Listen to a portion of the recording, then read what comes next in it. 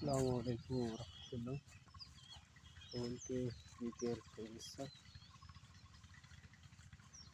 আজকে আমরা একটি পেয়ারা বাগানের কাছে এসেছি। এই যে দেখা যাচ্ছে একটি পেয়ারা বাগান, অনেক সুন্দর সুন্দর পেয়ারা ধরেছে। এই জায়গায় গাছগুলোতে দেখুন কি সুন্দর করে পলিথিনের মাধ্যমে প্যাকেজিং করা হয়েছে এবং তার কাটা দিয়ে কিন্তু ঘেরাও আছে, তা নাহলে তো বিভিন্ন প্রাণী পশু পাখিতে খেয়ে যাওয়ার একটা ভয় থাকেই। তো সেই জায়গা থেকে এটা ঘিরে দেওয়া। দেখুন পলিথিন দিয়ে কীভাবে প্যাকেজ করা হয়েছে, খুবই সুন্দর লাগছে কিন্তু দৃশ্যগুলো। এবং এই সমস্ত পেয়ারাগুলোও কিন্তু খেতে মোটামুটি ভালোই সুস্বাদু।